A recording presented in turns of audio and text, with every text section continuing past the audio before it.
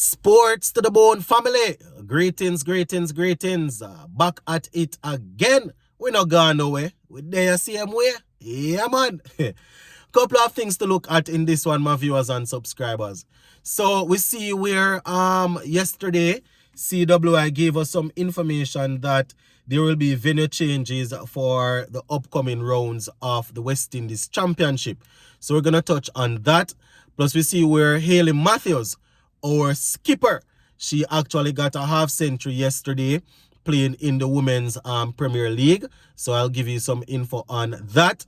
Plus, we see where Australia, they are now in New Zealand taking them on in tests. We have already had day one, so I will give you a recap of how day one went. And we will also zoom in on some football.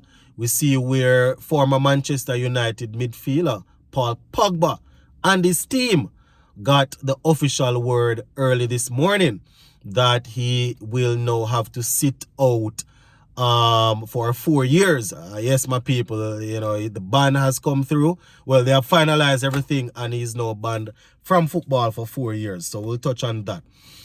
All right, let's just go straight into this information coming out of CWI. So the headline says venue changes for the West Indies Championship. So it says Cricket West Indies today announced venue changes for the upcoming rounds of the West Indies Championship. They said due to the unavailability of the Diego Martin Sports Complex in Trinidad.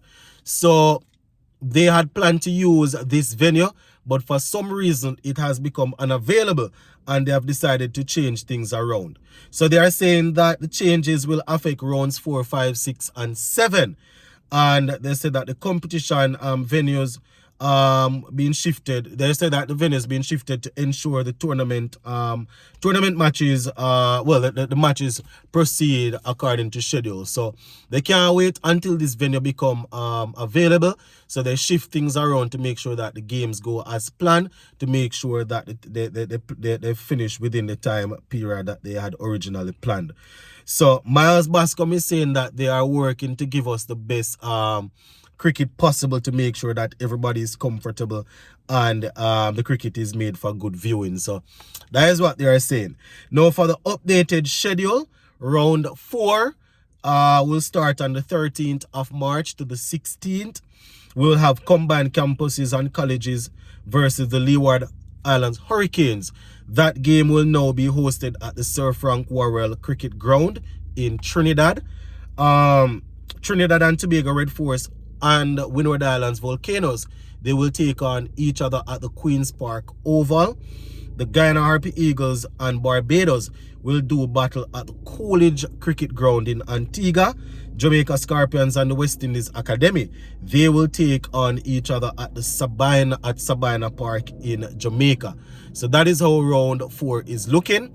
We will touch on round 5 when the time comes. So that is how round 4 is looking. All right, sticking to West Indies. Touching on one of our players, Hayley Matthews. She was actually amongst the runs yesterday in the Women's Premier League in India. She actually scored 55 of 47 as she helped her team to a total of 162. Yes, my viewers and subscribers, Hayley Matthews there, 161 actually. She helped the Mumbai Indians to get. So Hayley Matthews there chipping in with some runs. You know, we know that the West Indies women's team, you know, it's going to a little turnaround now. We see where a couple of the senior players retired recently. So good to see that the captain is holding some form, because we are definitely going to need her to continue leading the new generation from the front. So shout out to Hayley Matthews there. Australia versus New Zealand. So Australia, they just drew a test series against West Indies, and they are now in New Zealand playing they are playing the first of 2 test matches. And after day 1, Australia, they finished on 279 for 9. Yes, my people, 279 for 9. And you know, we see Cameron Green there getting a century. So 279 for 9 on day 1. going to be very interesting to see how things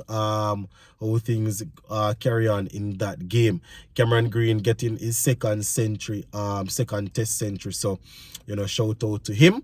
Very exciting young all-rounder. Good with bat, good with ball. So we're definitely going to wait and see how that one goes. All right, finishing up with some football. For those who have been long supporters of this channel, you would know from day one that I probably watch more football than cricket. For the guys that started following the channel recently, that might sound strange to you all because I mostly talk about cricket, but I probably watch more Manchester United. I probably watch more Premier League than cricket. I watch a lot of cricket, but I probably watch more English Premier League than cricket. And the news came out this morning that the French midfielder Paul Pogba, who was at Manchester United for a period of time, and he is now at Juventus. He has been banned for 4 years. You understand? And this is after it was found that he had some anabolic steroids, some anabolic substance in his body.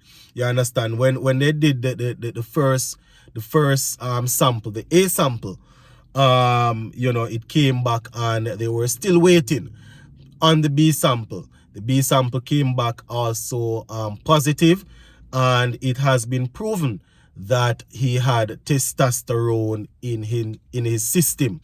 You understand? So let me just give you this from the Jamaica Observer. So it says France star Paul Pogba has been given a 4-year ban from football by Italy's anti-doping tribunal after testing positive for testosterone last August. Right? So Juventus, his current club, they came through and confirmed that.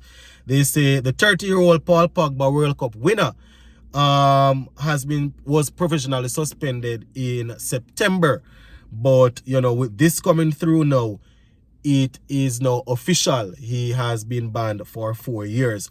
And like I was explaining when I was talking about the John Campbell situation yesterday, my people, this is how these things going on. When they take a sample, or if they manage to get a sample, that's the first sample is called the A sample. You understand? If it comes back positive that you have some sort of anabolic or some sort of banned substance, be it that they find that you have a spike in testosterone, be it that it's some blood doping where you have more blood than you should, in the case that we have heard of athletes removing blood plasma and all of that, freeze it, insert it back so they can have more oxygen. The whole science behind it, I don't want to get into all of that, but there are different ways to do these sort of things. So if it comes back in your A sample that you have been, that you're positive for something, then the B sample will be tested and will be scrutinized. And if that comes back positive also, that is when they will say your goose cook. You understand? And Paul Pogba's B sample is back, and they say testosterone, so he has been banned for 4 years. He's one of them players, my viewers and subscribers, that on his day he's a very good player, very stylish. You understand? He has been dragged in Manchester for his work rate and all of that, but he's one of them players, especially when he's on international duty. He's a joy to watch when he's on form. So he's 30 now.